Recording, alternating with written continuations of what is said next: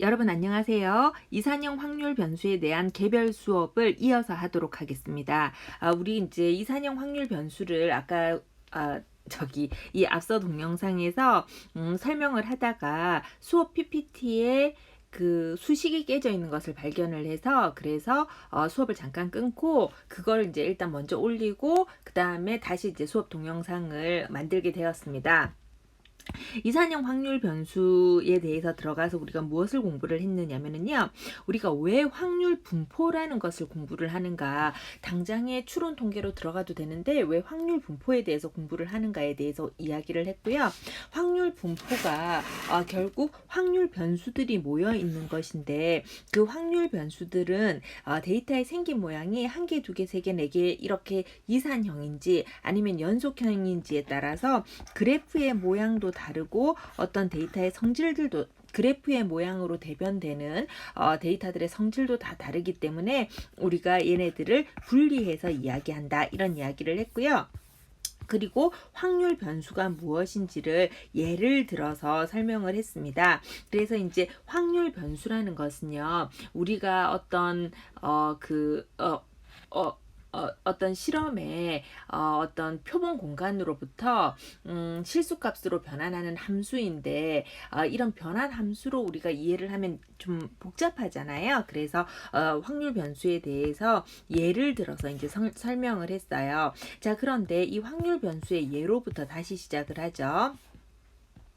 자, 우리가 확률 변수가 굉장히 어렵다고 생각을 하는데 어렵다고 생각할 필요 없고 그냥 확률을 가지고 있는 변수들이에요. 근데 확률을 가지려면은 어디서 벌어져야 되냐면 표본 공간에서 일이 벌어져야 되잖아요. 그죠?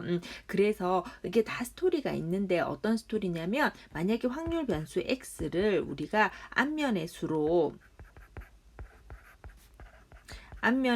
우리가 이렇게 결정을 한다고 하면 정의를 한다고 하면 얘의 앞면의 수는 2개, 뭐 얘네들은 1개, 얘네들은 0개 이렇게 됐기 때문에 이것을 프로바빌리티로 생각을 하면 x는 2는 뭐 4분의 1, x는 1은 4분의 2, 뭐 x는 0은 4분의 1 이렇게 생긴 거잖아요. 근데 이걸 우리가 어떻게 표현을 하고 싶으냐면 probability인데 x인데 x가 0도 될 수 있고 1도 될 수 있고 2도 될 수 있으니까 그것을 그냥 xi로 이렇게 두는 거예요. 이렇게 두면 얘는 pi라는 어떤 확률 값을 갖잖아요. 그죠?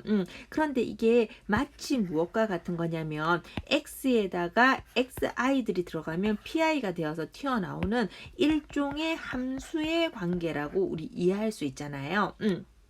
그래서 우리는 어떻게 이야기를 하냐면 이산형 확률 변수를 가지고 있는 그런 함수는 이산형 확률 변수로 이루어져 있는 함수들은 우리가 무엇이라고 부르냐면은 확률 질량 함수라고 이야기를 하는 거예요. 그런데 우리가 지금 뭐를 할 거냐면 모집단이 이렇게 있었을 때 사실은 이런 이유만은 아니에요. 이런 이유만은 아닌데 그 확률 변수 단독으로 이렇게 우리가 배우면 조금 배우는 게 힘들 수 있어요. 그래서 그렇게 할 필요 없어요. 얘는 어떤 우리 도구기 때문에 그렇게 복잡한 수업은 이제 공통 수업에서 들었으니까 저는 이제 부연 설명을 하는 거니까 이제 꼭 이런 이유 때문에 하는 건 아니지만 우리가 이렇게 받아들이긴 편하다는 거죠.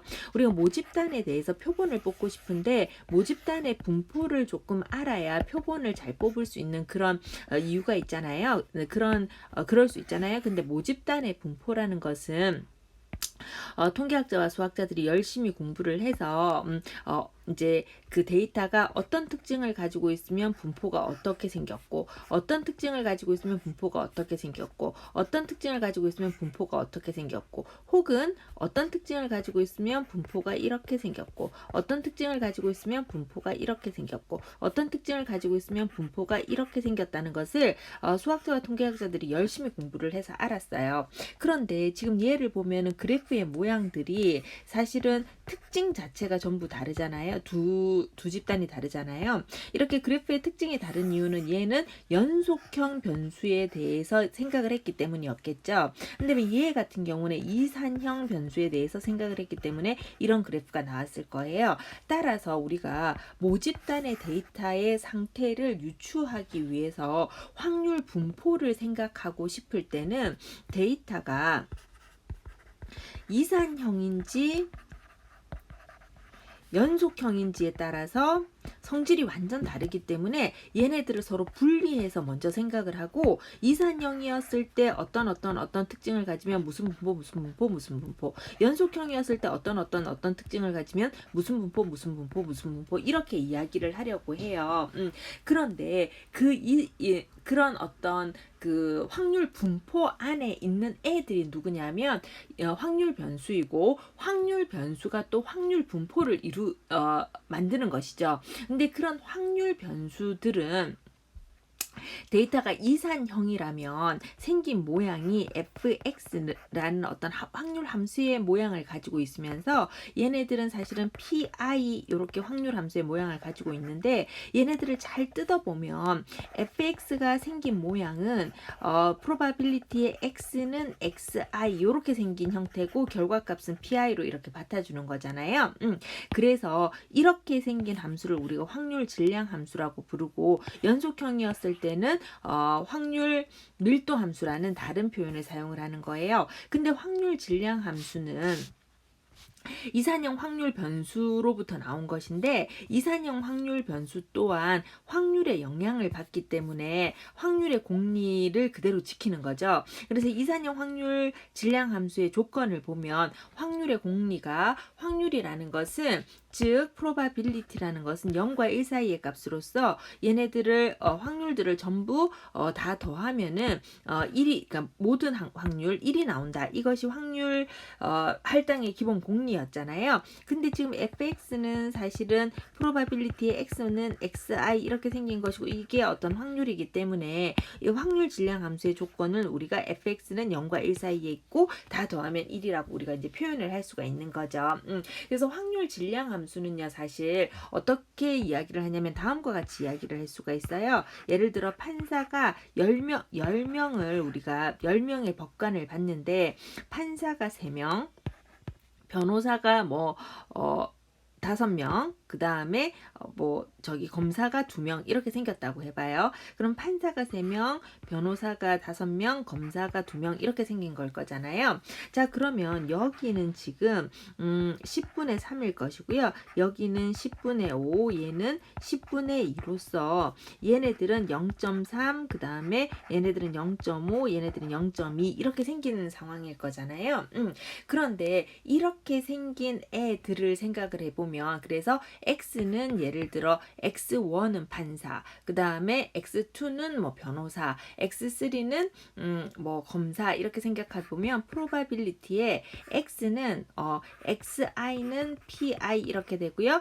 얘를 구체적으로 쓰면 x는 판사 1이면 우리가 probability는 0.3이고요. x는 변호사 2이면은요, probability는 0.5일 것이고요. x는 검사 3이면은요, probability는 0.2 이렇게 생긴 거란 말이에요. 근데 얘네들의 확률들을 우리가 쭉 생각을 해보면, 얘 더하기 얘 이렇게 하면은 덧셈으로 하면, 이산형이기 때문에 덧셈으로 하면 확률이 계산이 되잖아요. 그래서 얘네들을 확률 질량 함수라고 부르는 거예요. 한편 다음 장에서 배우겠지만, 연속형 확률 변수 같은 경우도 우리가 참고로 공부를 하면, 연속형 확률 변수는 어쨌든 얘네들이 이런 모양을 갖게 될 것인데, 이 함수는 fx는 물론 확률을 뜻하고는 있겠지만, 이 안 연속형 확률 변수니까 1개, 2개, 3개, 4개 셀 수가 없잖아요. 그죠?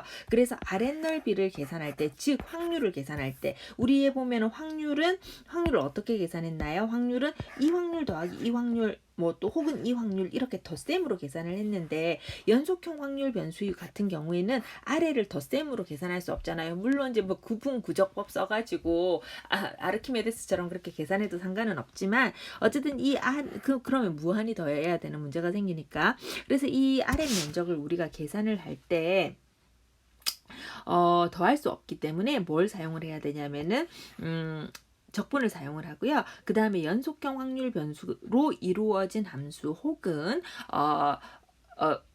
함수를 우리가 뭐라고 부르냐면 확률 밀도 함수라고 부르는데, 얘네들을 확률 밀도 함수라고 부르는 데는 이유가 있어요. 그것은 연속형 확률 변수 공부할 때 이제 다시 설명을 하도록 하겠습니다. 어쨌든 이런 애들이 확률 변수였고요. 그러면 이제 우리가 확률 변수를 에 대한 모든 그 무기가 다 갖춰진 거예요. 자, 그런데 이 자동차 대리점 판매 대수 여러분들 다 공부를 했잖아요. 공통 수업에서. 자, 근데 이게 지금 어떻게 됐는지 한 번만 더 볼까요?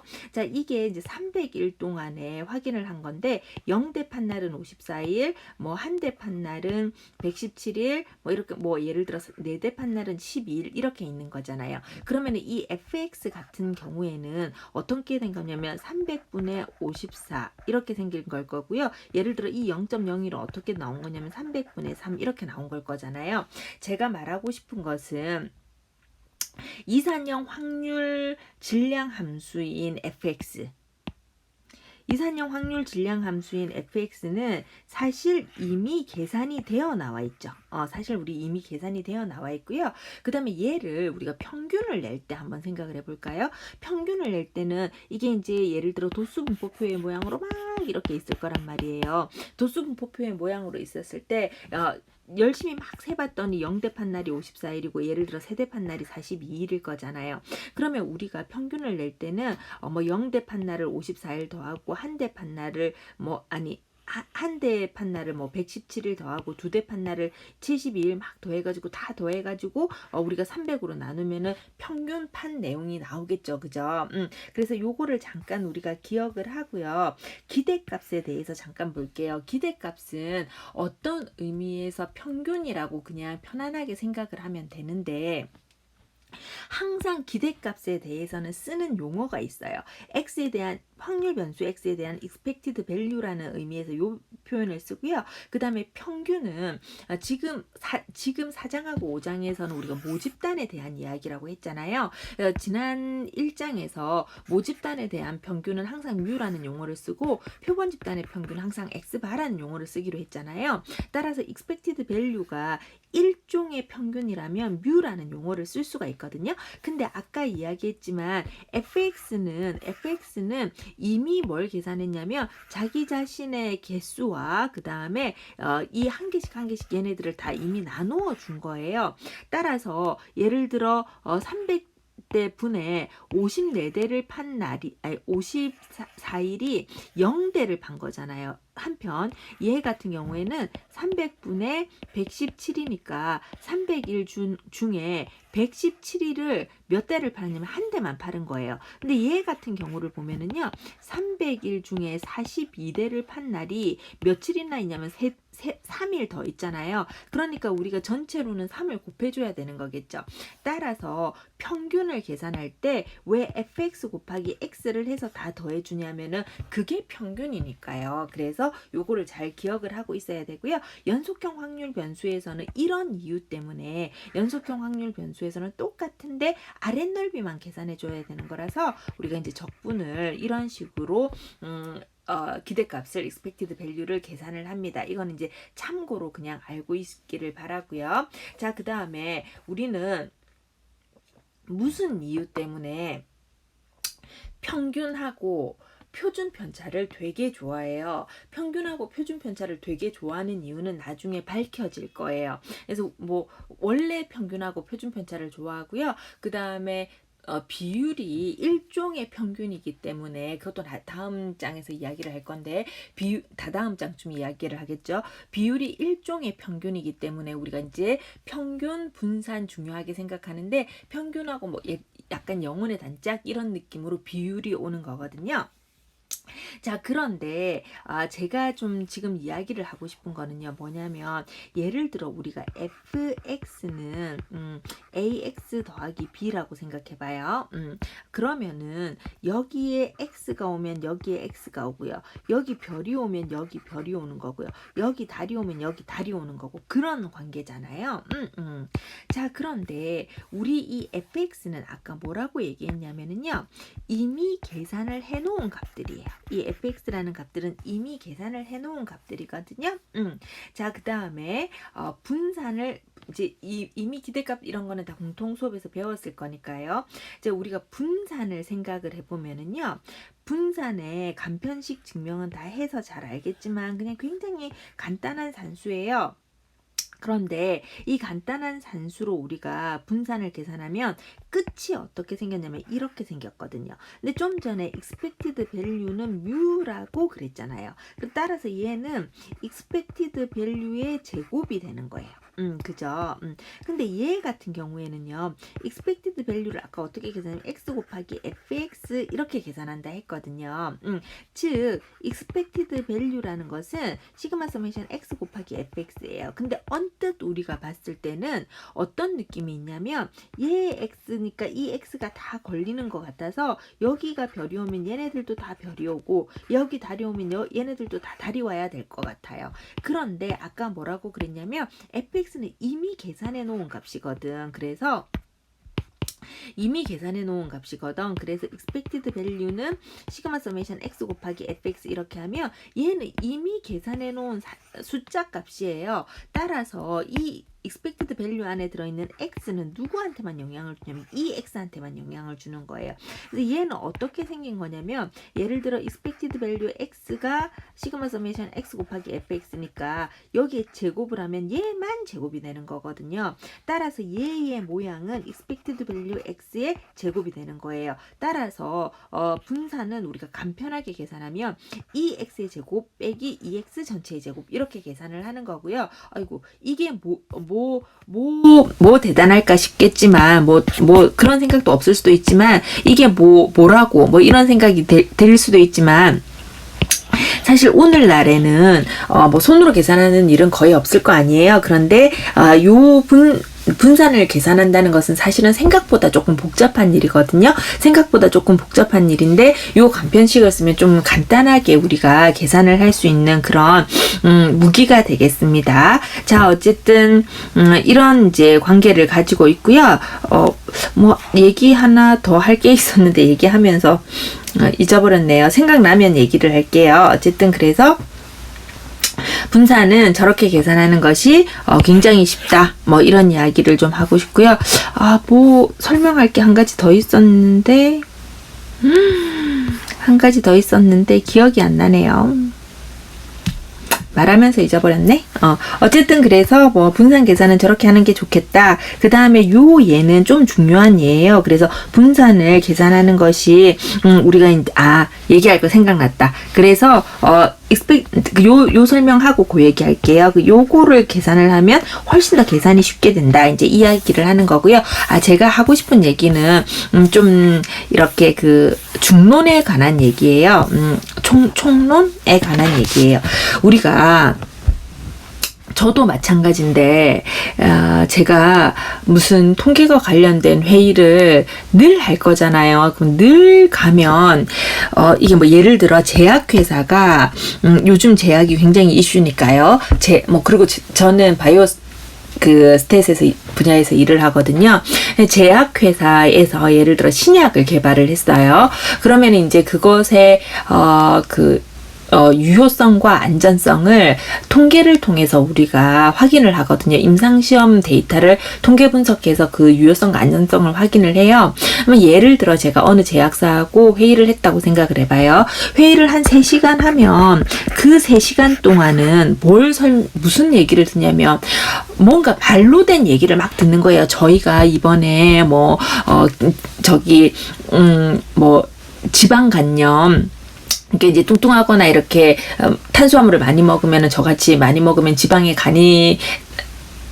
간에 지방이 쌓여서 거기에 염증이 생기는 그런 이제 내시라고 부르는데 그런 내시라는 질환에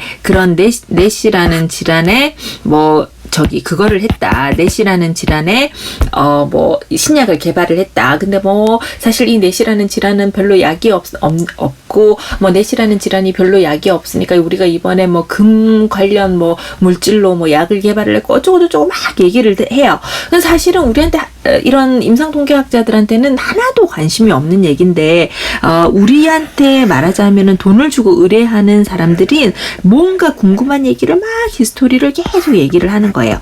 보통 3시간 회의를 한다고 그러면 2시간 반 동안 이 이야기를 듣고 있어요. 약간 딴 생각을 하면서 듣고 있기도 해요. 이제 그래서 다 얘기를 듣고 자 그러면은 그리고 나서 저희는 이렇게 해서 데이터를 모아서 얘의 유효성과 안전성을 평가하고 싶습니다. 이렇게 이야기를 하거든요.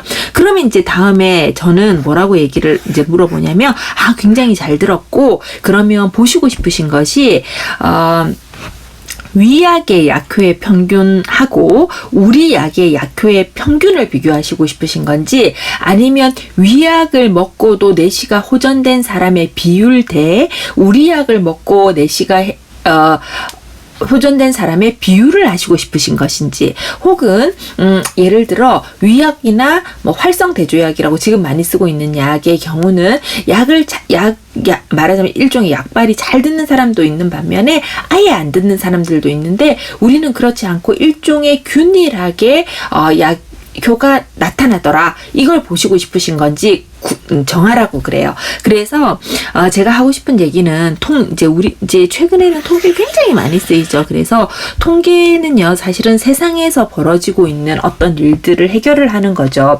근데 통계 자체가 해결을 해주는 건 아니고요. 판단의 근거를 제시해 주는 거예요. 그래서 통계가 하는 일은 그거를 하세요. 이렇게 알려주거나 혹은 그걸 하지 마세요. 이렇게 알려주진 않아요. 디스크립티브 스태티스틱스인 경우도 마찬가지예요. 사실은 판단의 근거만 알려주는 거거든요. 그러면은 통계학자들이 하는 거는 이제 그 사람들이 어떤 의뢰자가 무슨 굉장히 관심 있는 것에 판단의 근거를 요구를 했을 때 걔네들이 어떤 통계 방법을 사용을 해서 그 사람들이 보고 싶은 것을 우리가 구해낼 수 있는지에 대해서 여러 지식 중에 한 가지를 픽해내는 거예요. 예를 들어 위약의 약효의 평균 대비 우리 약의 약효의 평균을 보이고 싶으신 거라면 우리가 앞으로 배울 T-테스트라는 거를 이용을 하면 되는 거죠. 자, 이렇게 T-테스트를 이용을 하는 기로 결정이 됐어요. 그러면 제약회사는 임상시험을 통해서 데이터를 얼마나 우리한테 가져다 줄 거냐면 예를 들어 543명의 어떤 사람들의 임상 데이터를 우리한테 가져다 줄 거예요. 자, 그러면 여러분들은 이 수업에서는 뭘 배울 거냐면요. 손으로 T-테스트라는 T-검정법을 손으로 계산하는 방법을 배울 거거든요. 혹은 실내 구간을 손으로 계산하는 방법에 대해서 배울 거예요. 자, 그러면 543명을 손으로 계산하려면 계산이 하루는 걸려요. 하루는. 자, 그런데 학교는요 굉장히 불행하게도 손으로 계산하는 방법까지만 구하고 딱 말아요. 그 다음에는 어떻게 근데 사실 현실은 어떠냐면은요 이 방법이 결정되고 데이터가 모이면 데이터가 이제 이렇게 이제 데이터셋의 상태로 모여서 우리한테 가지고 올 건데 이걸 그냥 R이니 세스니 SPSS니 이런 데다가 넣고 우리가 돌려요. 그래서 첫 수업 시간에 이야기했지만 SPSS는 클릭해서 굉장히 편하기는 하지만 뭔가 그림을 우리가 원하는 대로 고친다던가 이럴 수 없고 최신의 분석 방법이 없고요. 그럼 세스는 굉장히 좋고 최신의 분석 방법도 있고 그림 그리기도 좋고 다 너무 좋아. 근데 너무 비싸. 그래서 이제 사기가 힘들고요. 근데 학교에는 있어요. 학교 그 정보통신처의 IT 그거 내려받는 데서는 내려받을 수 있어요. R이라는 그 랭귀지는 오픈웨어라서 이렇게 그 공짜 리소스고요. 공짜고 그 다음에 함수가 많이 개발돼 있어서 사용하기가 좋잖아요. 그래서 요거를 하는 방법을 이제 조교 선생님이 이제 계속 수업을 하고 계시죠. 어쨌든 그래서 여기다 이렇게 돌리고 만단 말이에요.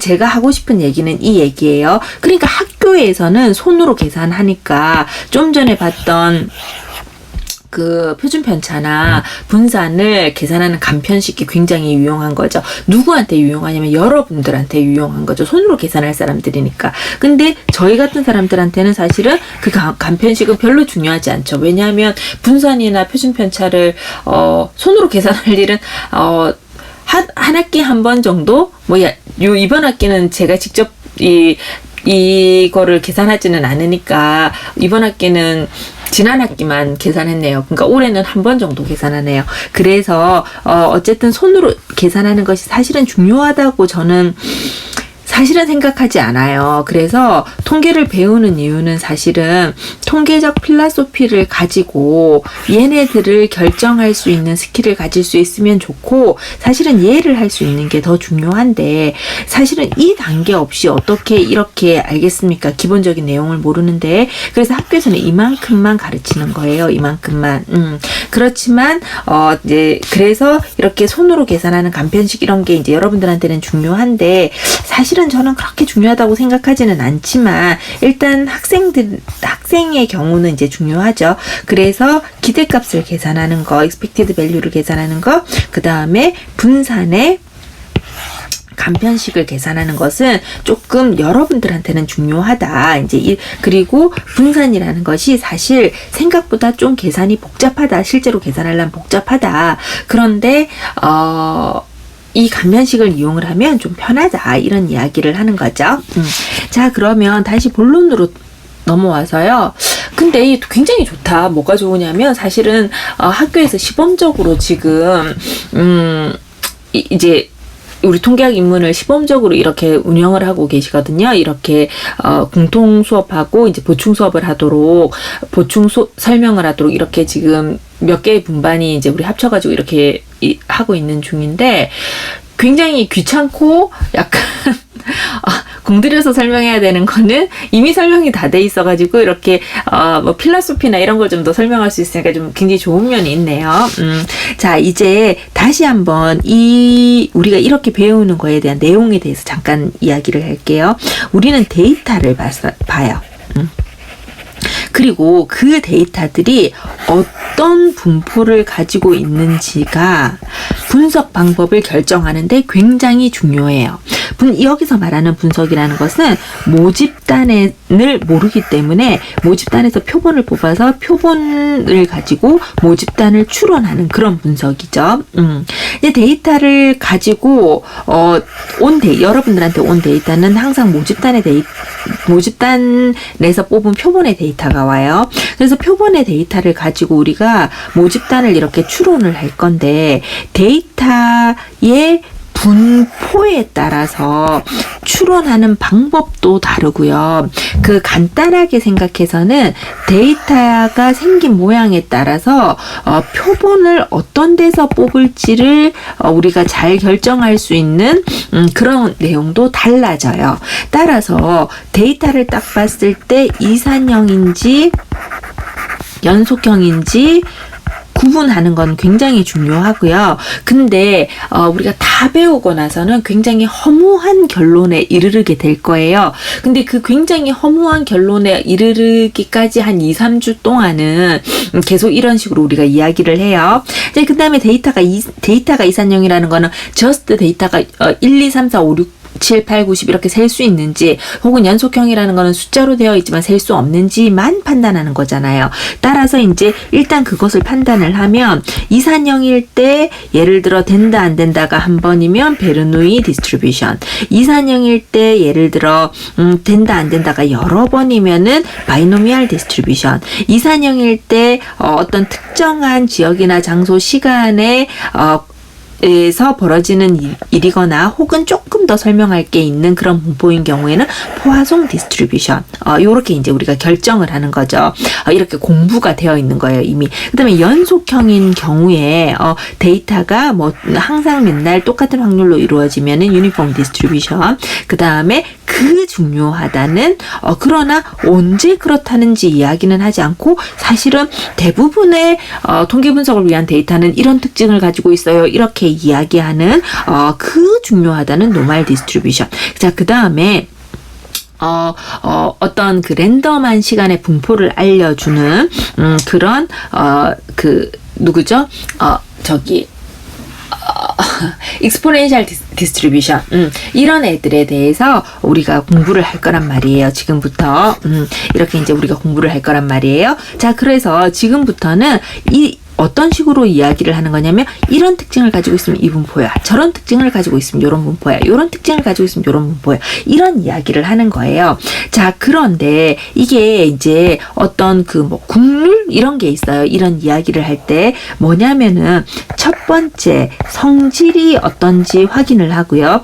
두 번째 부르는 이름을 정해주고요. 그 다음에 그 이름의 표기법을 결정을 하고요. 자, 그 다음에 어쨌든 걔네들은 전부 어떤 분포라도 확률 변수가 노는 데서 생긴 분포잖아요. 그래서 확률, 지금은 질량 함수, 나중에는 확률 밀도 함수, 어쨌든 확률 함수를 결정을 해주는데 얘네들을 유도할 수도 있고 대부분의 수리 통계에서는 사실은 다 유도를 하는데 우리는 그냥 겸손한 통계학 입문이잖아. 그러니까 유도할 수 있는 건 유도를 하고 유도 없이 그냥 너무 복잡해서 받아들이는 거는 그냥 받아들이고 이런 거예요. 자, 그 다음에 이렇게 있으면 다 끝난 것 같지만 무슨 이유 때문에 우리는 얘의 평균, 즉 기대값을 항상 세트해요. 얘네들은 기대값을 또 결정을 하고 얘가 왜 이런 이유인지는 8장에 가서 밝혀질 거예요. 그래서 평균하고 그 다음에 분산은 이제 얘네들은 영혼의 단짝이야. 그래서 이렇게 이제 결정을 하는 것이 예를 들어 약간 국룰 같은 거예요. 얘네들을 다 이렇게 하는 거예요. 자, 그러면 베르누이를 예를 들어 해봅시다. 베르누이 시행이라는 것은 한 번, 두 번 숫자를 셀 수 있잖아요. 그죠? 그래서 베르누이 분포는 한 번, 두 번 셀 수 있는 애들에서 온 거죠. 성질이죠. 그래서 그런 애들을 우리가 뭐라고 부르냐면 성질은 끝났고요. 뭐라고 부르냐면 그런 애들은 베르누이 디스트리뷰션이라고 부를게. 그래서 베르누이 디스트리뷰션이라고 부를게. 이렇게 쓰는 거예요. 이게 길어서 이렇게 쓰기도 해요. 자, 그러면 이름도 끝이 났죠. 표기도 끝이 났어요. 그래서 베르누이 디스트리뷰션이라고 부르고 르누이 분포라는 이름을 쓰고요. 그 다음에 표기는 이렇게 할 거예요. 자, 그러면 이제 확률 질량 함수를 구하는 거죠. 이제 확률 질량 함수는 지금 이 베르누이 분포는 쉬워가지고 유도를 할 수가 있어요. 어떻게 유도하냐면 베르누이 분포는 된다, 안 된다, 성공이다, 실패다, 딸이다, 아들이다, 불량품이다, 정상품이다. 이것을 딱 한 번만 하는 거잖아요. 그래서 X는 예를 들어 성공이고 그 다음에 X는 예를 들어 실패라고 봐요. 그러면 성공의 확률을 P라고 하고 그 다음에 실패의 확률은 성공의 확률이 P면은 지금 성공 아니면 실패이기 때문에 성공의 확률이 P라고 하면 실패의 확률은 1-P가 될 거잖아요. 그래서 이렇게 하면 확률 질량 함수도 사실은 저렇게 하면 끝나는 거예요. 근데 이건 확률 질량 함수를 그냥 풀어서 얘기하는 거잖아요. 따라서 이거를 하나의 함수로 우리가 표현을 하면 어떻게 표현을 하냐면 probability x. 근데 x는 0 아니면 1이겠죠. 그 다음에 1-p에 1-x. 이렇게 이제 쓰면은 x에다 0 집어넣어 볼까요? 0 집어넣으면 1-p죠. 즉 x가 0일 때는 1-p예요. 여기 나와 있죠. 자, 그 다음에 x에다가 1 집어넣어 볼까요? 그러면 1 이렇게 돼서 얘는 0 되고 저스트 P가 되겠죠.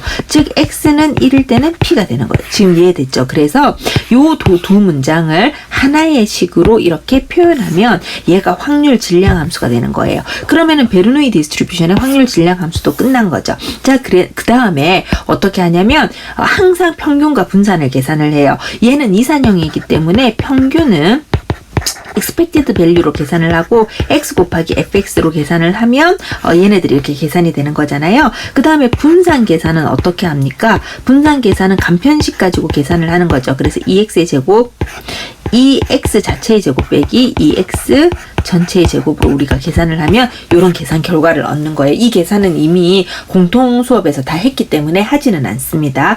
어쨌든 그래서 이런 애들이 베르누이 분포예요. 자, 그러면은 그 다음에 제가 잊어버리기 전에 하나 또 설명을 하면은요. 근데 우리는 각각의 분포에서 3개씩 배울 건데, 그러면 이산형 확률 분포는 3개만 있고 연속형 확률 분포는 3개만 있고 플러스 뭐 한 3개 정도 나중에 더 배울 건데 6개만 있느냐 하면 아니고요. 정말 많아요.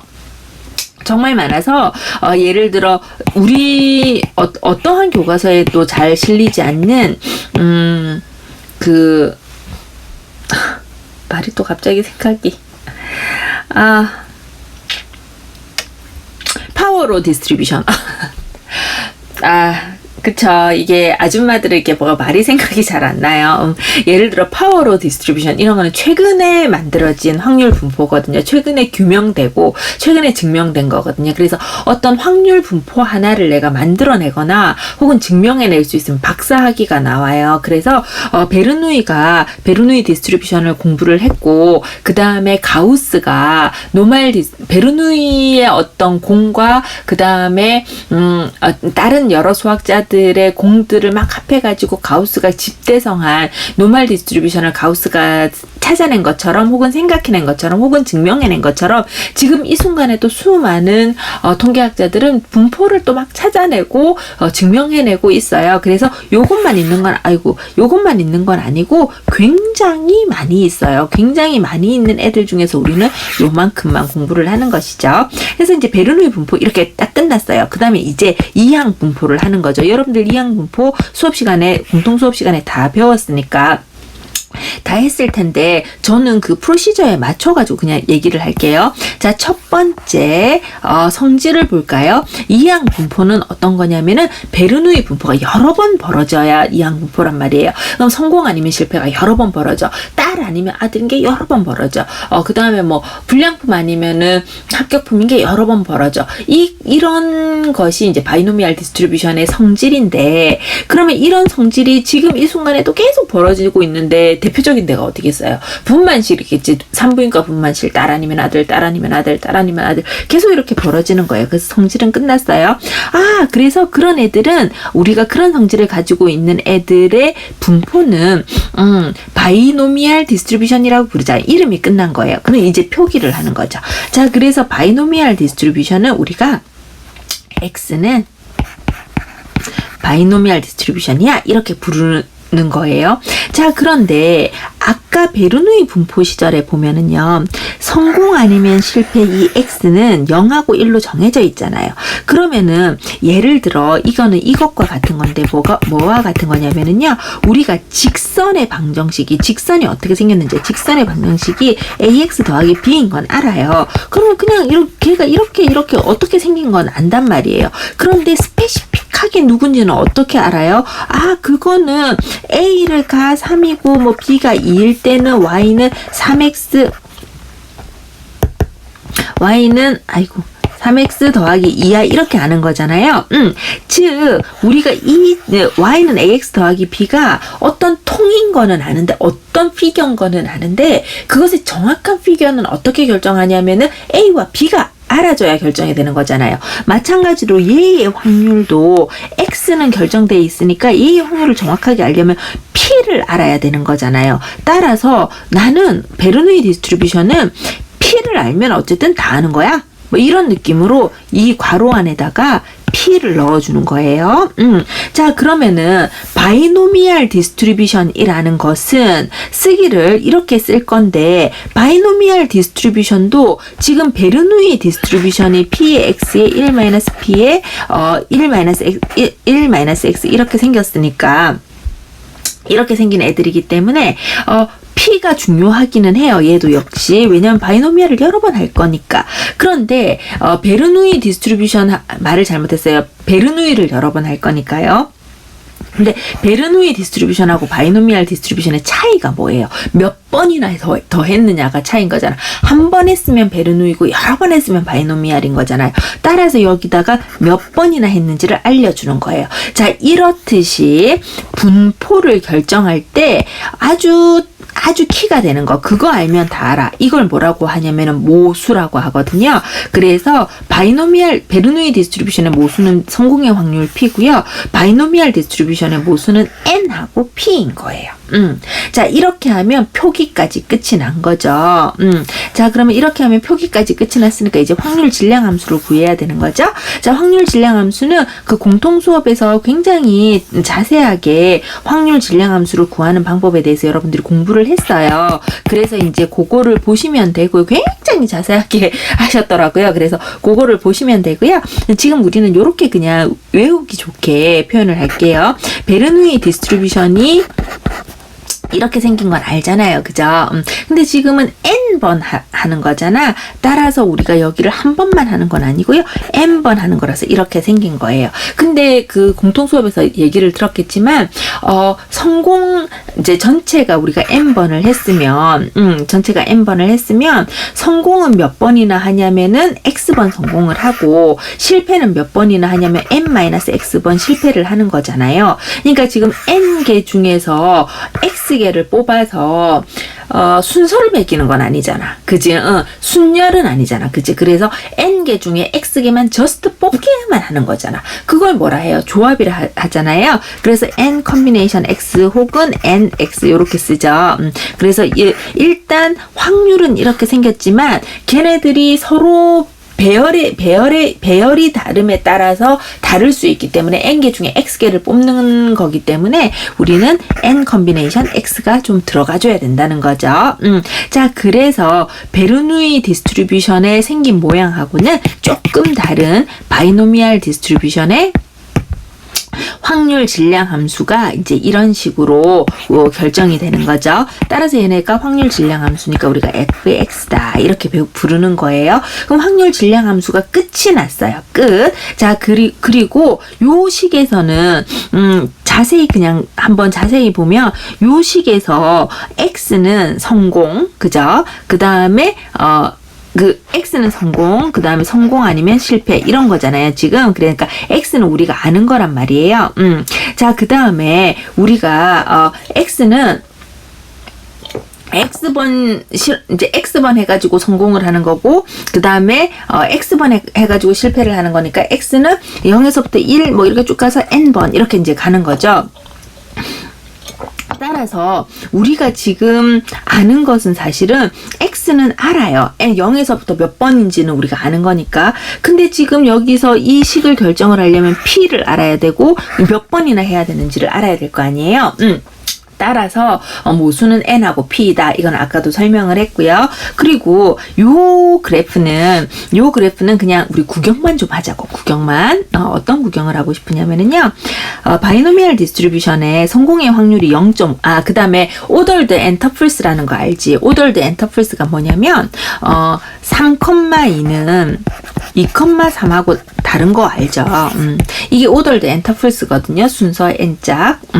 자, X가 바이노미얼 디스트리뷰션인데 NP, 모수가 NP이다. 이럴 때 이 NP는 오더드 엔터플스예요. 순서 N짝이야. 이게 무슨 말이냐면 NP를 PN 이렇게 쓰면 안 된다는 거야. 그래서 바이노미얼 디스트리뷰션에 예를 들어 10, 0.5 이거는 10번 했고 성공의 확률이 50%다 이건 거고 얘를 0.5, 10 이렇게 쓰면 안 된다는 거예요. 자, 한편 지금 보면 10번 해가지고 그 중에서 10번 했는데 그리고 성공의 확률이 0.5일 때 이 그래프 생긴 모양 한번 볼까요? 오, 그래프 생긴 모양 이렇게 점을 이루면 이렇게 생겼네요. 그죠? 와, 그래서 여기도 이렇게 잘 보면은요 우리가 그래프들이 어떻게 생겼냐면 이런 모양으로 막 생겨나가고 있다는 사실을 우리가 알아요. 그죠? 그냥 구경만 하시자고요. 다음 절에서 쓸 거라서 구경만 하십시다. 그래서 이런 애들이 이항 분포예요. 근데 우리가 확률 질량 함수까지 구하면은 그 다음에는 뭐 해야 된다고 그랬어요? 뭐 해야 되냐면 평균 계산하고 분산 계산하는 거거든요. 근데 아마 우리 공통 수업에서 평균 이항 분포의 평균하고 분산을 계산을 하는 것에 대해서 열심히 막 증명하지는 않으셨더라고요. 그 저도 사실은 근데 이제 제가 대부분의 학기에 이항 분포의 평균하고 분산을 계산하는 거를 증명을 해줘요. 근데 그 증명을 해주는 이유는 뭐냐면 우리 책의 뒷부분에 평균과 분산을 유도하거든요. 유도해 놓은 것이 있거든요. 근데 우리 책 뒷부분에 이항 분포의 평균하고 분산을 유도하는 그 시기 굉장히 불친절해요. 유도 과정이. 왜냐하면 뭔가 그 이항 계수를 맞추어 준다는 그런 얘기가 없기 때문에 좀 불친절하거든요. 그래서 이제 불친절해서 그 내용을 이제 사실은 대부분의 학기에 증명을 해주는데 지금도 우리가 그걸 증명할 타임이잖아요. 그죠? 근데 오늘 포화송 디스트리뷰션까지 좀 설명을 쭉 하고 싶어요. 제가. 그래서 이 동영상에서 포화송 디스트리뷰션을 설명을 하고요. 그 다음에 다음 동영상에서 걔네들을 제가 증명하는 거를 뭘 증명하냐면은 이항 분포의 평균하고 분산을 유도하는 것을 증명하는 동영상을 하나 올릴게요. 그러면 이제 이렇게 되면 그 증명이 조금 복잡하거든. 그렇게 굉장히 복잡하진 않지만 이항 계수를 좀 맞춰줘야 되는 거예요. 근데 왜 그걸 꼭 굳이 맨날 증명을 하냐면은 아까도 얘기했지만 우리 책의 뒷부분이 너무 불친절하게 나와 있어서 걔가 왜 그런지 이해하기가 쉽지 않기 때문에 그런 거거든요. 그래서 걔는 증명을 하지만 그런 증명을 해주면 항상 그 시험 나오는지 되게 궁금해 여기잖아. 시험에는 안 낼 거야. 그리고 지금은 그냥 간단하게 우리가 베르누이 디스트리뷰션 한 번만 하는 건데 그때 expected value가 P예요. 아까 계산한 걸로. 그 다음에 그때 그 분산이 P의 1-P예요. 근데 지금 이항 분포는 바이노미얼 디스트리뷰션은 몇 번이나 해요? N번 하잖아. 그치? 그래서 이제 기억하기 좋게는 그냥 n을 곱해준다 이렇게 기억을 하시면 돼요. 근데 사실은 이게 이제 일종의 유도가 좀 필요한 거여가지고 그 증명은 제가 좀 이따가 다시 이야기를 하도록 좀 이따가 다시는 아니고 그 다음 동영상에 제가 증명을 하도록 하겠습니다. 자, 그 다음에 이 이항 분포에 관계되는 이 예제는요, 제가 시험에 낼 때 되게 좋아하는 예제예요. 그래서 이제 이미 공통 수업에서 잘 들으셨을 거니까 이 예제는 이항 분포를 2번 쓰는 거라서 조금 중요해서 잘 기억을 해두기를 바랍니다. 자, 어쨌든 그래서 평균하고 분산을 계산하는 거에 대해서 이야기를 했고요. 이항 분포의 가법성에 대해서는 공통 수업에서 다 설명을 들으셨을 테니까 잠깐 넘어가겠습니다. 자, 이제 포화송 디스트리뷰션에 대해서 이야기를 할게요. 이제 그 공통 수업 동영상에서도 다 들으셨겠지만 포화송 디스트리뷰션이라는 건요, 고정된 지역, 시간 또는 부피 등에서 관심 있는 사건의 발생 횟수를 표현할 데 사용되는 거예요. 이게 뭐냐면은 이건 거야. 딱 이런 예가 있어요. 예를 들어 다음 주 수요일 이번 주 목요일 몇 월 며칠인지 잘 모르겠네. 한 10월 8일쯤 되나요? 이번 주 목요일 오후 1시에서 2시 사이에 양화대교에서 서강대교 사이 그 구간에 교통사고가 발생할 횟수, 이런 것에 대한 분포가 포화송 디스트리뷰션이에요. 그러면 좀 전에 뭐라 그랬어요? 10월 8일. 근데 10월 8일인 게 중요한 게 아니고 목요일인 거거든요. 목요일 오후 1시에서 2시 사이에 양화대교에서 그 다음에 서강대교, 이러면 대학 같다, 그치? 양화대교 대교에서 서강대교 사이에서 교통사고가 벌어질 확률.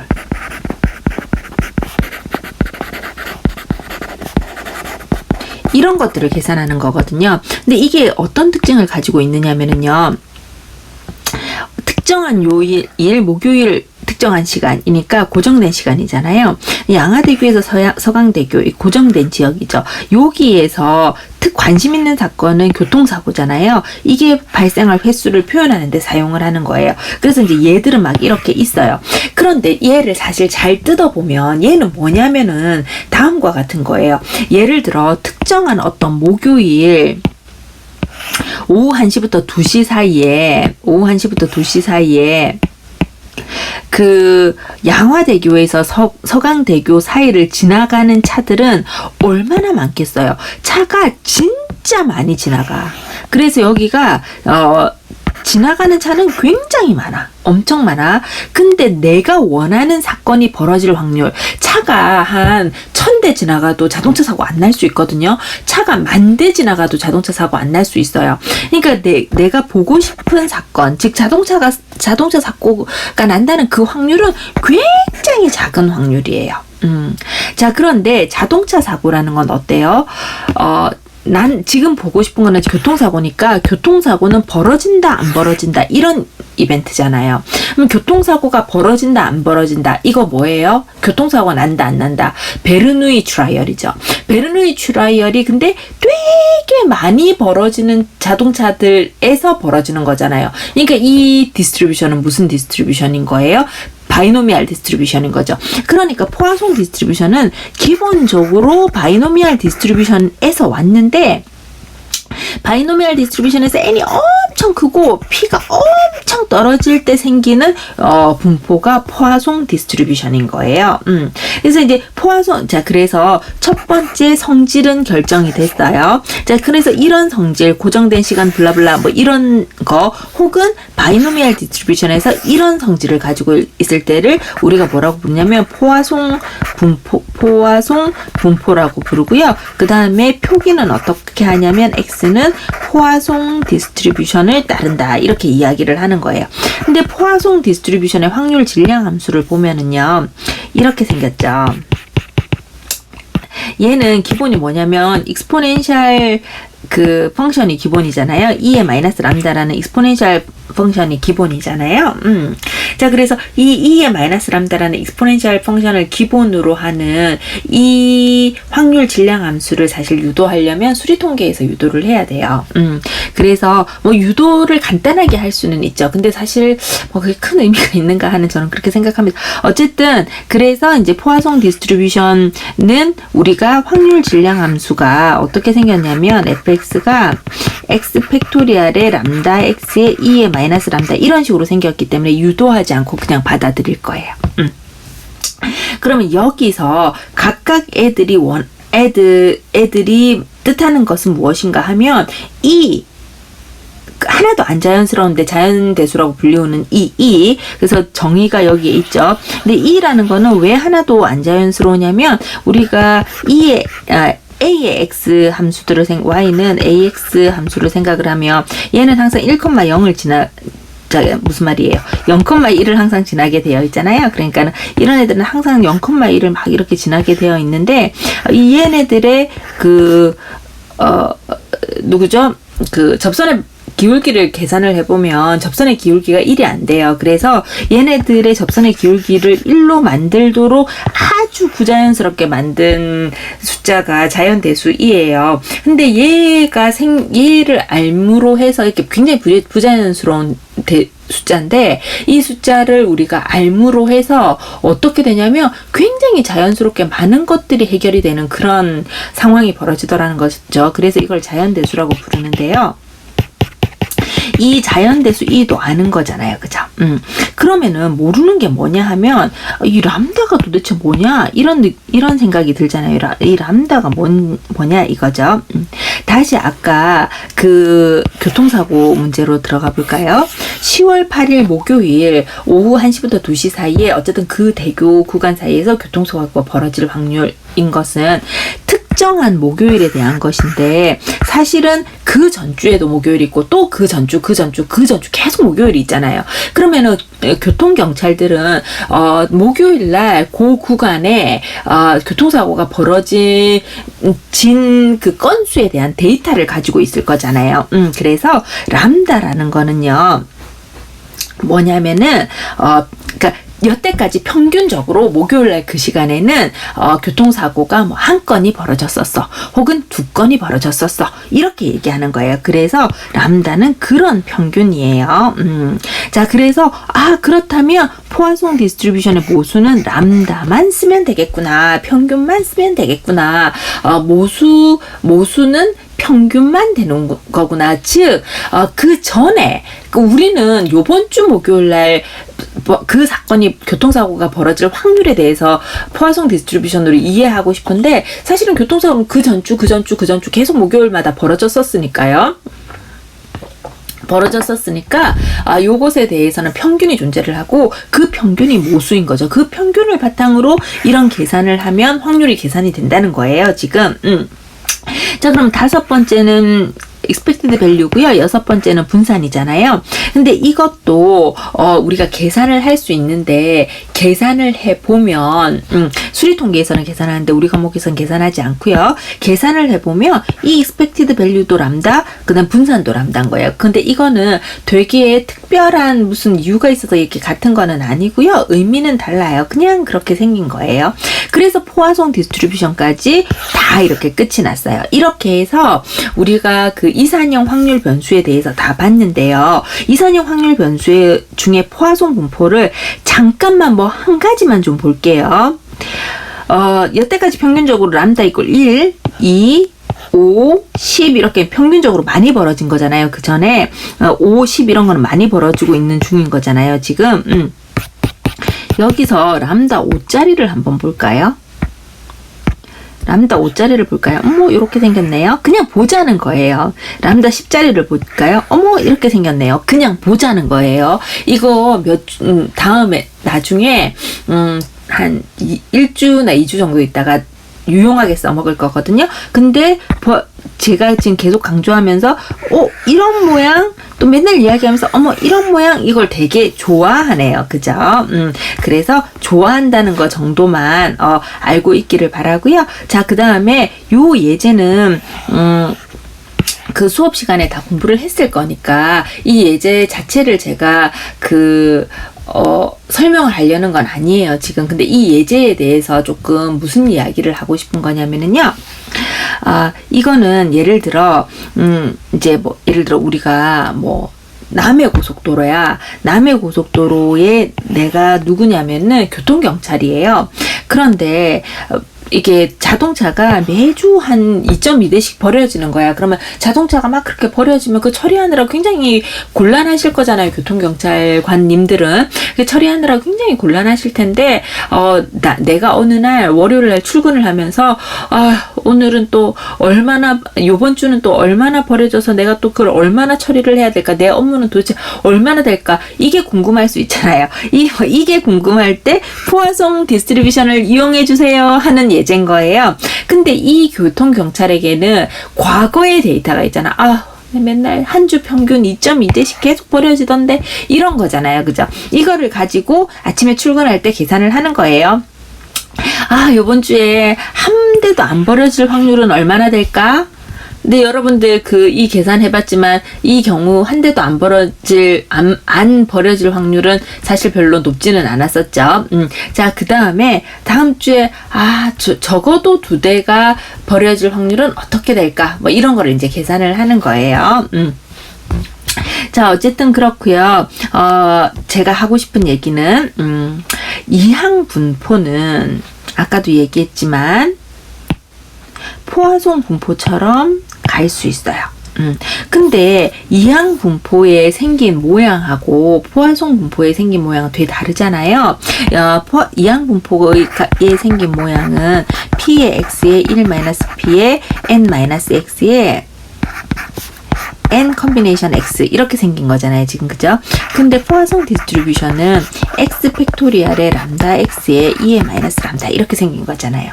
그렇지만 이항 분포에서 p가 엄청 커지고 그 다음에 말을 잘못했어요. n이 엄청 커지고 p가 엄청 작아지면, 다시 n이 엄청 커지고 p가 엄청 작아지면 어떻게 되냐면은 포화송 디스트리뷰션으로 막 이렇게 가는 거예요. 자, 어쨌든 이렇게 가는 거고요. 그 다음에 얘네들 간에 서로 숫자가 변환되는 것은 우리가 수업 시간에 공부를 했기 때문에 이제 여러분들한테 그냥 상기만 시켜드리고 더 이상 설명을 하지 않습니다. 한편 우리는 그냥 또 구경할 게 있네요. 포화송 디스트리뷰션이 이런 모양이네요. 구경을 했어요. 자, 그 다음에 포화송 디스트리뷰션은 값법한, 그러니까 이게 덧셈을 할 수 있는 그런 어떤 그 특징이 있어요. 그래서 요 특징 잠깐 기억해 두시기 바라고요. 그 다음에 포화송 디스트리뷰션은 확산되는 그런 만약 무슨 말이냐면, 어떤 우리가 원하는 그 기본 단위당 발생수가 평균이 람다인 포화송 분포를 따른다면 1단위당 람다를 따른다면 t 단위는 t 람다를 인 포화송 분포를 따른다는 거예요. 그러니까 유용하죠. 계속 이렇게 널리 확산시킬 수 있으니까. 어쨌든 요렇게 해서 이산형 확률 변수에 대해서 설명은 요까지 하고요. 이제 한꺼번에 설명하느라고 이렇게 설명을 했고요. 그 다음에 요번 주는 동영상이 하나 더 있을 건데, 그 동영상은 무슨 동영상이냐면 바이노미얼 디스트리뷰션의 평균하고 분산이 우리 책 뒤쪽에 너무 불친절하게 설명이 되어 있어서 그것에 대해서 이항계수, 그러니까 바이노미얼 코에피션트를 맞추는 걸로 우리가 증명하는 방법에 대해서 동영상을 하나 올릴 건데, 그것은 그건 수강은 해야 되죠. 수업을 들어야 되니까. 수강은 꼭 하기를 바라고, 그 다음에 시험에는 그 내용은 내지 않는다, 이 얘기를 하고 싶습니다. 그러면 다음 동영상에